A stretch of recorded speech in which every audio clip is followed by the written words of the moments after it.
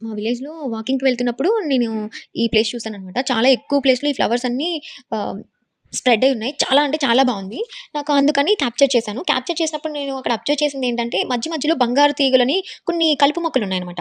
ఈ బంగారు తీగలు ఏం చేస్తాయంటే, ఏదైనా ఒక మొక్క పక్కన చిన్నగా వచ్చి, దాని నుంచి పోషకాలన్నీ అబ్జర్వ్ చేసుకొని, ఆ మొక్కల్ని చంపేసి ఇవి బతకడం. దట్స్ ద బేసిక్ నేచర్ ఆహ్, ఆ కలుపు మొక్కలకి. సో, కానీ ఇక్కడేంటంటే బంగారు తీగలు ఏం కాలేదు అవి బానే ఉన్నాయి. బట్ ఈ గడ్డి చామంతి మాత్రం ఎంత మంచిగా స్ప్రెడ్ అయిందంటే ఎవ్వరు దాన్ని ఆపలేరన్నంత బ్యూటిఫుల్‌గా స్ప్రెడ్ అయ్యి చాలా మంచి లుక్స్ ఒస్తుంది.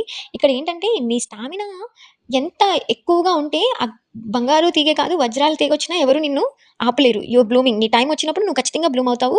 You have to wait. నీ టైమ్ కోసం నువ్వు వెయిట్ చేయాలంతే.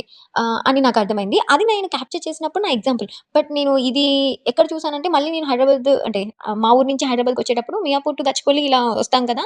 వచ్చినప్పుడు ఒక గోల్డ్ షాప్ దగ్గర ఫ్రంట్ డిజైన్ కోసం గార్డెనింగ్ చేశారు. ఈ ఫ్లవర్స్‌ని గార్డెనింగ్ చేసి చాలా చాలా కేరింగ్‌గా చూసుకుంటున్నారనమాట. అదే ఈ ప్లేస్‌లో ఎవరు పట్టించుకోవట్లేదు, ఎవరు చూడట్లేదు కూడా. కానీ అక్కడైతే వాళ్ళు చాలా మంచిగా చూసుకుంటున్నారు.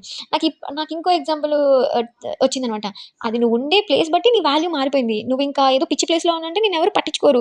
కేర్‌లెస్‌గా తొక్కి పడేస్తారు. నువ్వు ఒక మంచి ప్లేస్‌లో ఉన్నావనుకో నీ వాల్యూ నిన్ను మంచిగా చూసుకుంటారంటే. ఇప్పుడు నీ చాయిస్. ఇప్పుడు చామంతులు, గడ్డి చామంతులు వాటికంటే చాయిస్ లేదు.